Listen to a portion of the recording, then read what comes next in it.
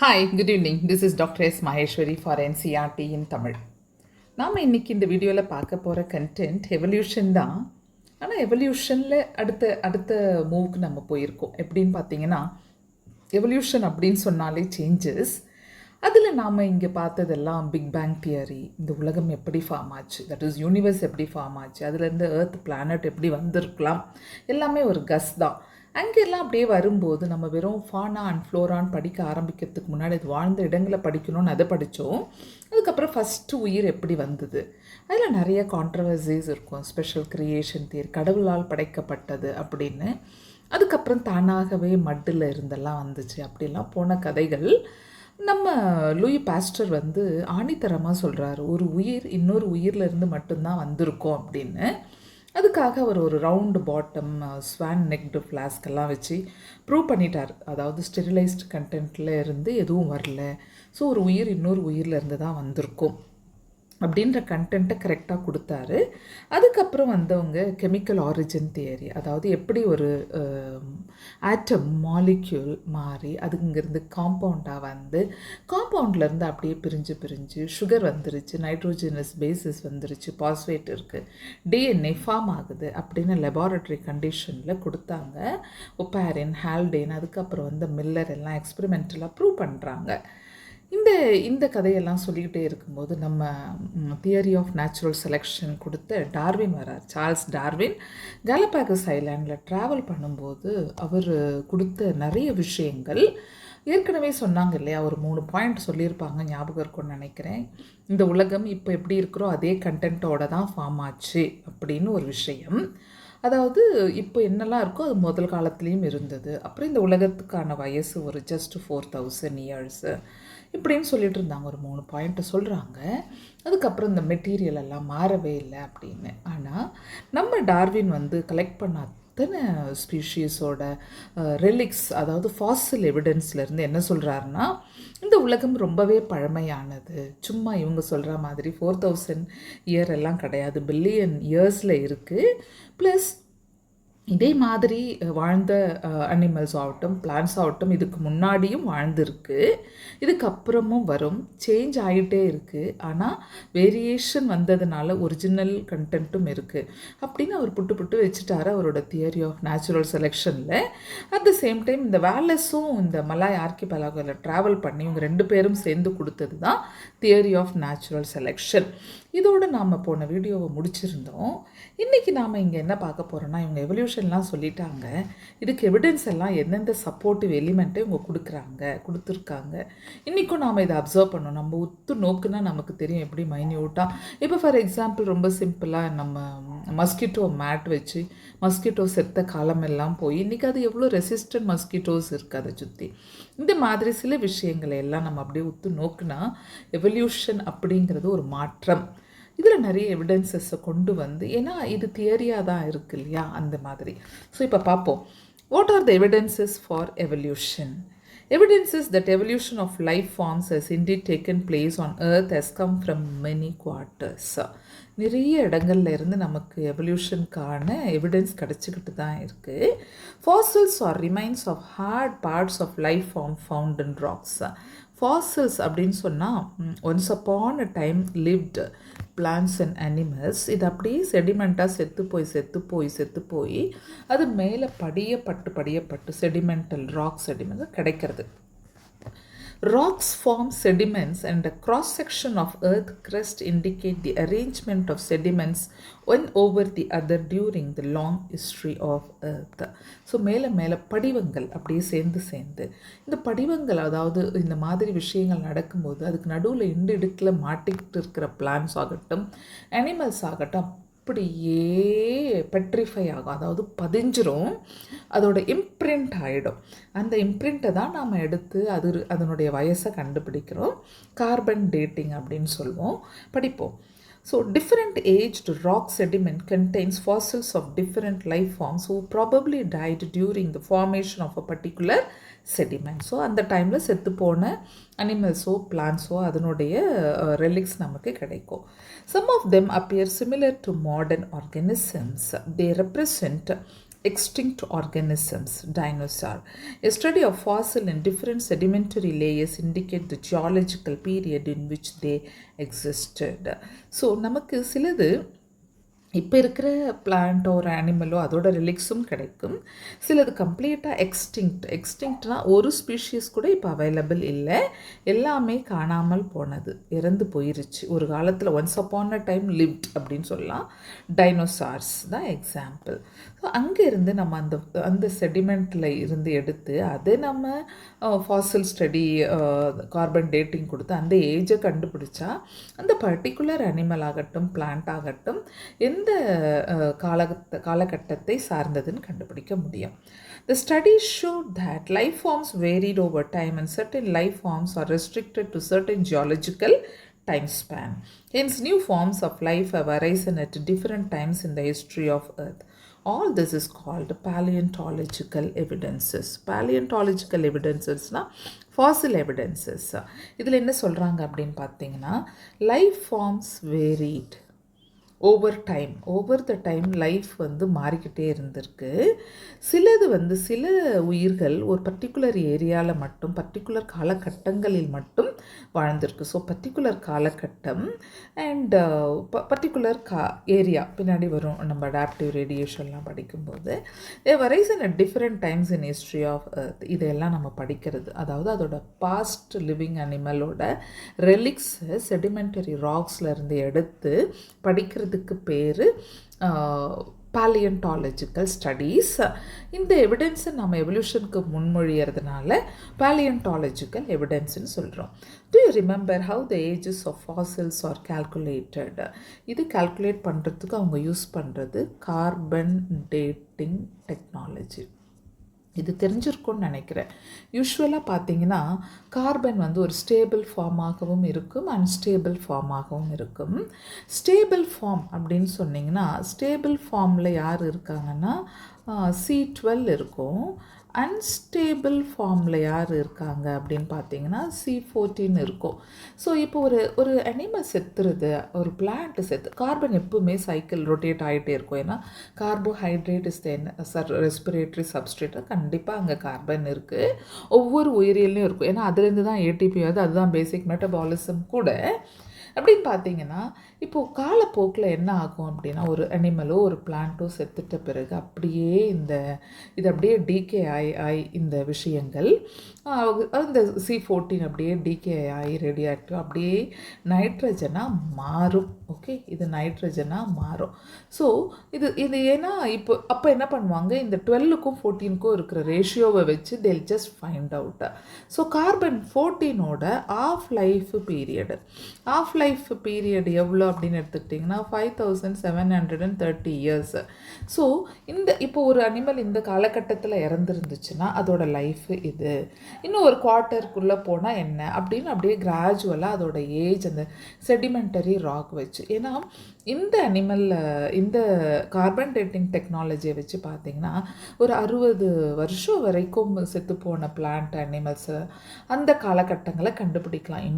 இன்னும் டீட்டெயிலாக போகணும் அப்படின்னா இன்றைக்கி தேதிக்கு பொட்டாசியம் 40 அதோட ஆஃப் லைஃப் வந்து just a minute, I'll write.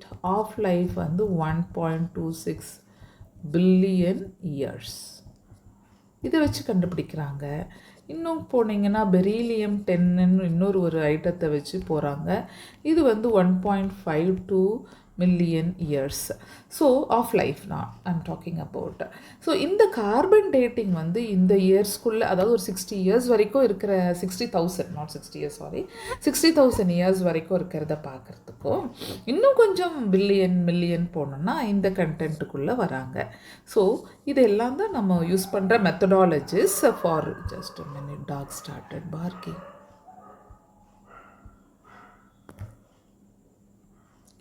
So, do you remember how the ages of fossils are calculated? Do you recollect the method of radioactive dating and the principle behind the process? So, procedure. So, this is the content. Embryological support for evolution was also proposed by Ernest Haeckel.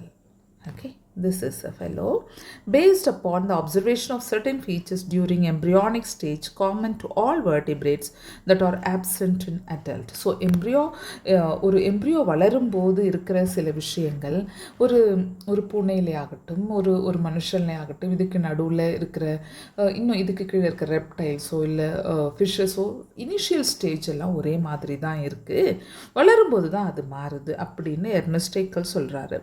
For example, the embryos of all vertebrates, including human, develop a row of vestigial gill slits.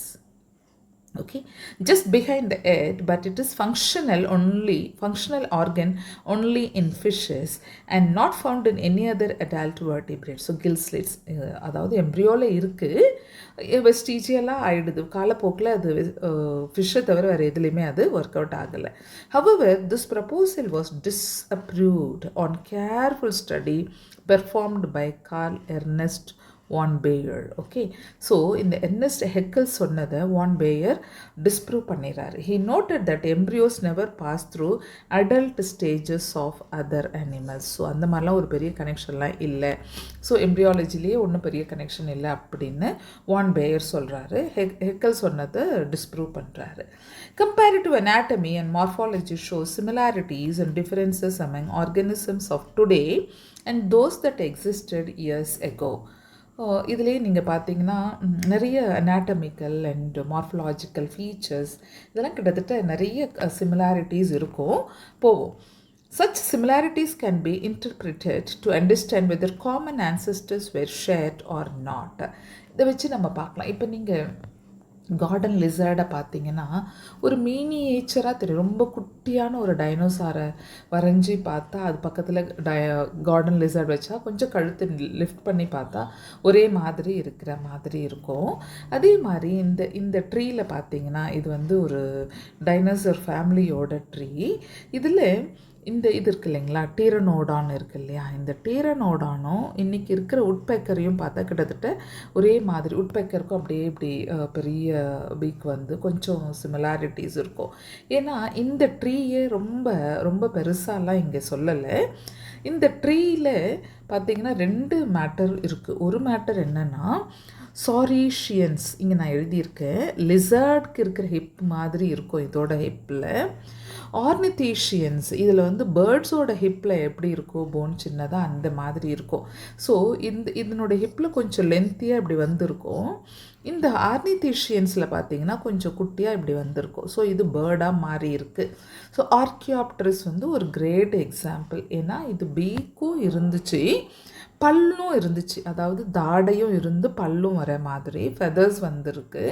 அதுக்கப்புறம் இந்த hip போனு கிராஜுவலாக மாறி இருக்குது, அது டீரனோடானா மாறி இருக்குது. So இவன் எல்லாம் அப்படியே ரெப்டைலேருந்து வந்தவன். ஆக்சுவலி ஸ்பீக்கிங் ரெப்டீலியாவில் இருந்து தான் எவல்யூஷனில் அட் அ டைம் 2 பேர், சாராப்ஸ்டிடா சீனாப்ஸ்டிடா பின்னாடி இருக்கும் சார்ட்டு, அதில் 2 பேர் வெளியே வராங்க. ஒருத்தவங்க பேர்டு, ஒருத்தவங்க மேமல்ஸ். ஸோ 2 பேர் பிரியறதை தான் காட்டுறாங்க. இதிலிருந்து கூட உங்களுக்கு கொஷின் வரலாம். இந்த பிராக்கியோசாரஸ் இவன் வெஜிடேரியன், ஓகே. அப்புறம் இவன் ஸ்டீகோசாரஸ், இவன்ல இல்லை, இவன்லேருந்து கூட ட்ரைசெராடாப்ஸ். இங்கே பாருங்கள், ட்ரைசெராடாப்ஸில் பார்த்தீங்கன்னா 1 2 I take this colour 1 2 3 horn மாதிரி இருக்கும். ஸோ 3 ஹார்ன்ட் அனிமல்ஸ் சில நேரத்தில் கேட்டால் இந்த பேர். ஸோ இருக்கிறதுலே ரொம்ப பயங்கரமான ஒரு ஆள் இருக்கான் அப்படின்னு பார்த்தீங்கன்னா டீரெக்ஸ்ன்னு சொல்லுவாங்க, டைரனோசாரஸ். இவன் பேரை ரொம்ப காமனாக டீரெக்ஸ்ன்னு சொல்லுவாங்க.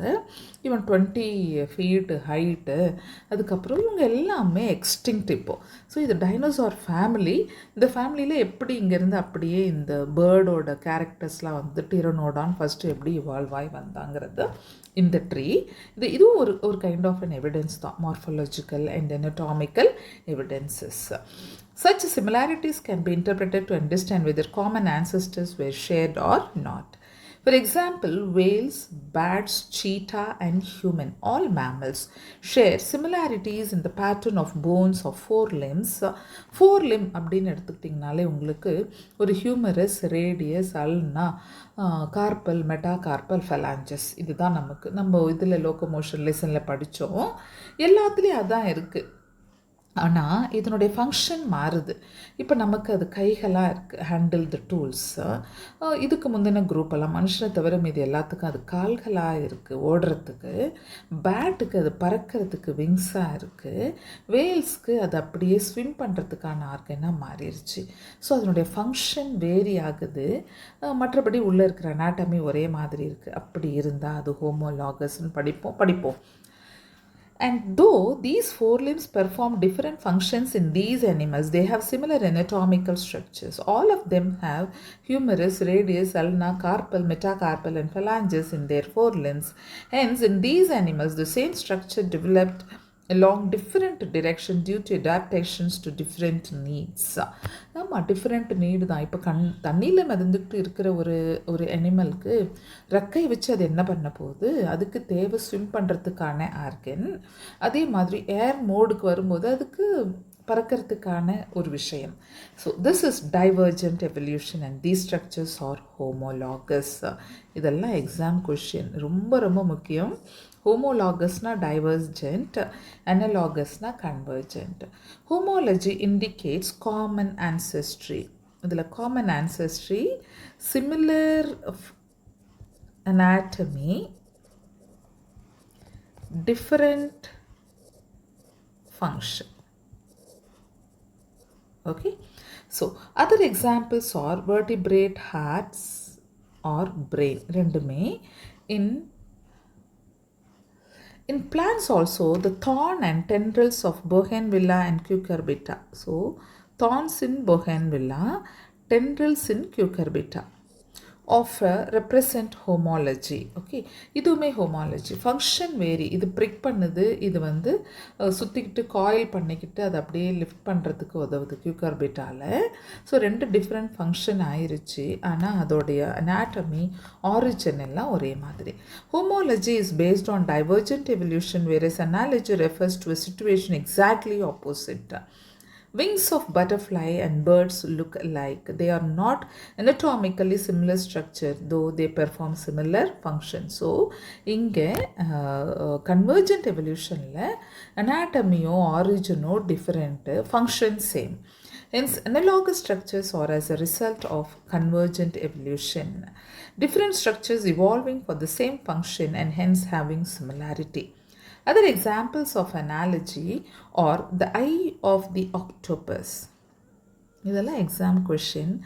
And mammals, or the flippers of penguin and dolphin. Okay, so பார்த்தீங்கன்னா ஐ ஆஃப் அன் ஆக்டோபஸ், இது ரெண்டுத்துக்குமே அண்ட் இது மாறும். அனாட்டமி வந்து உங்களுக்கு மாறும், ஆனால் ஃபங்க்ஷன் சேம். இங்கே flippers of penguin, penguin is a bird. Okay, and dolphin is a mammal. ரெண்டுத்துக்கும் என்ன அது இது பண்ணுறது, ஃபங்க்ஷன் ஒரே மாதிரி தான், துடுப்பு மாதிரி யூஸ் ஆகுது, ஆனால் அதனுடைய அனாட்டமியும் ஆரிஜினும் மாறும். One can say that it is the similar habitat that has resulted in selection of similar adaptive features in different groups of organisms but towards the same function. Sweet potato. Sweet potato is a root modification, and potato is a stem modification is another example. It's a very good example. இது பார்த்தீங்கன்னா ரெண்டுமே storage தான் function, ஆனால் ஒன்று stem ஒன்று root மாறுது. என்னென்னா காலத்துக்கு ஏற்ற மாதிரி தன்னை தகவமைத்து கொள்ளுது, அவ்வளோதான்.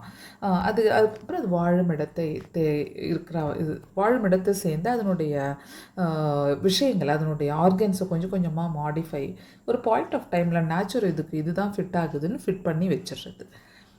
In the same line of argument, similarities in proteins and genes performing a given function among diverse organisms give clues to common ancestry. These biochemical similarities point to the same shared ancestry as structural similarities among diverse organisms. So இதே லைனில் நம்ம argue பண்ணிகிட்டே போனோம்னா, proteins and jeans performing a given function among divorce all.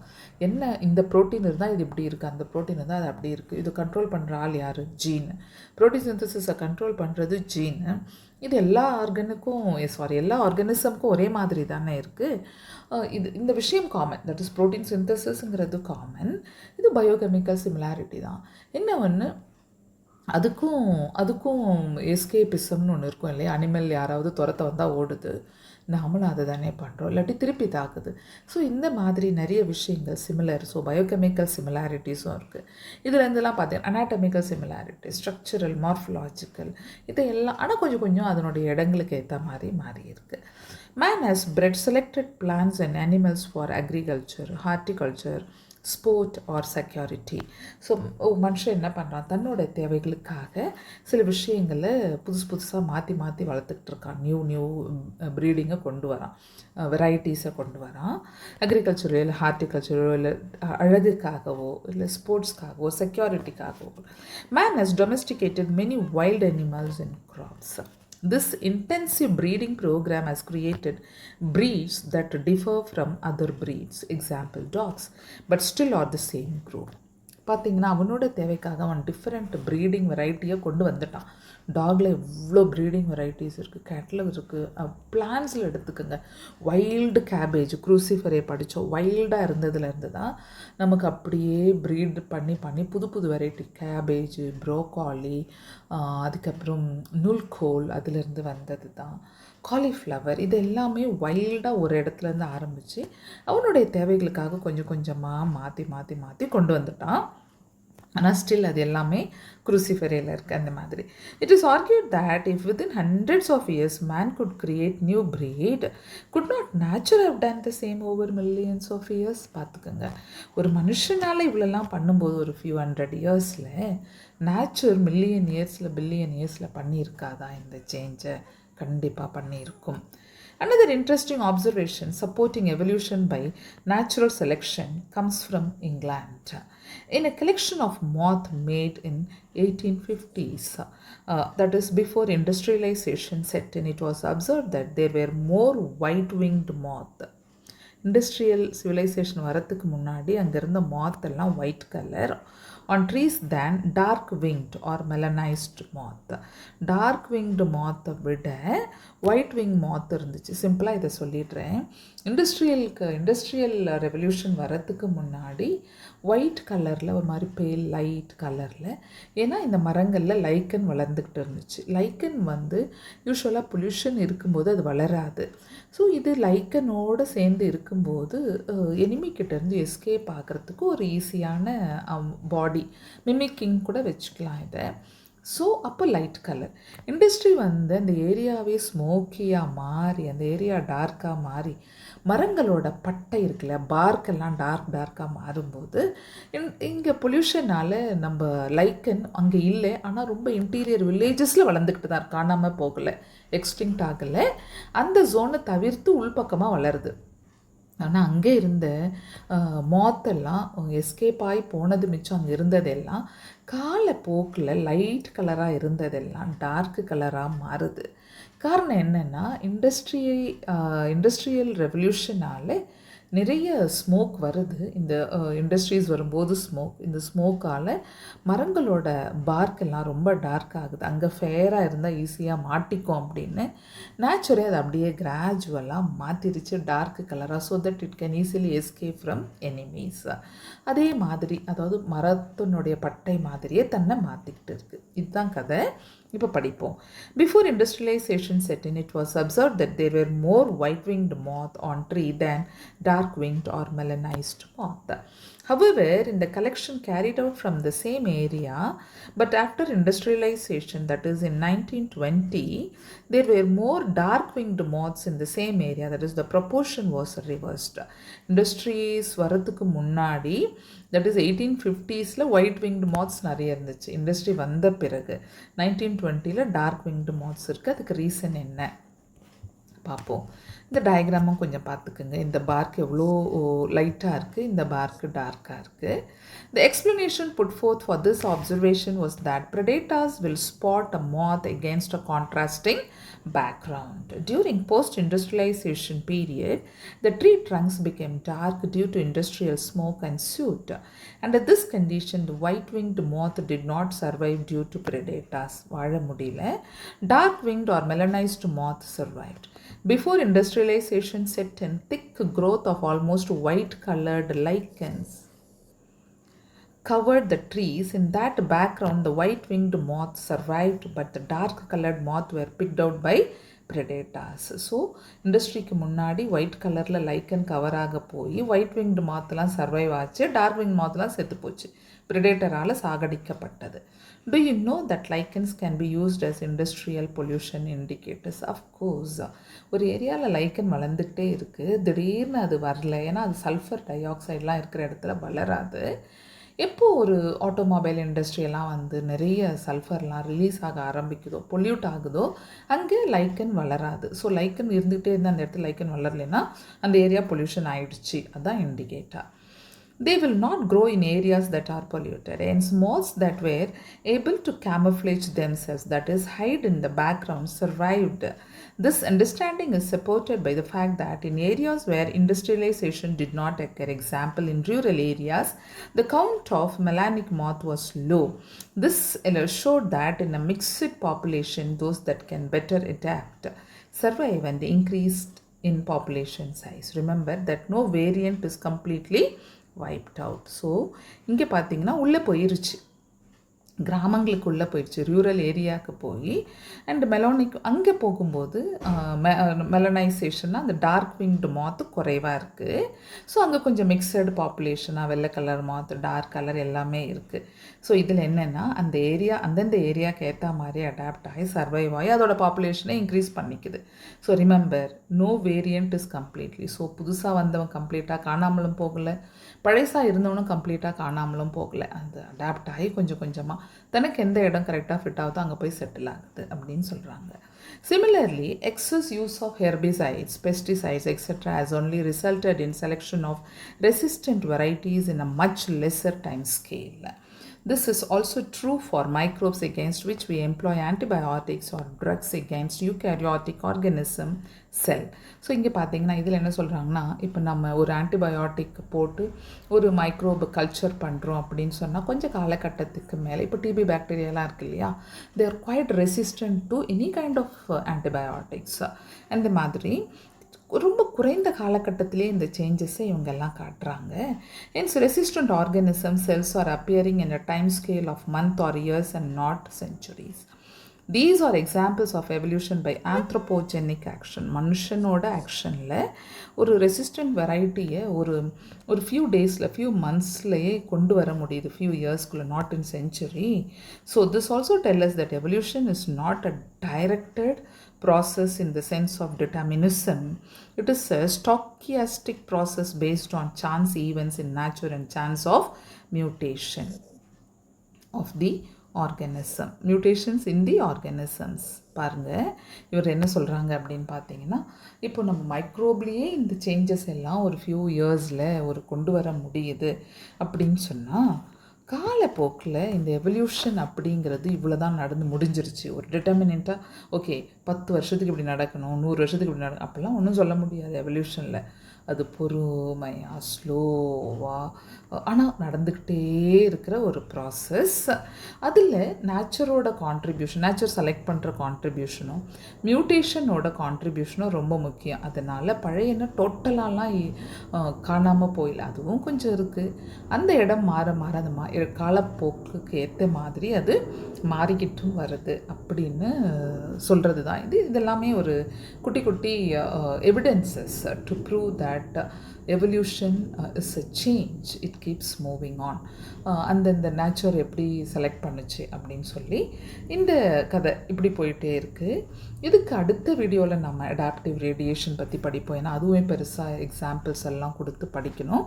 So இந்த வீடியோவை நான் இதோடு நிறுத்துகிறேன். Okay, thank you.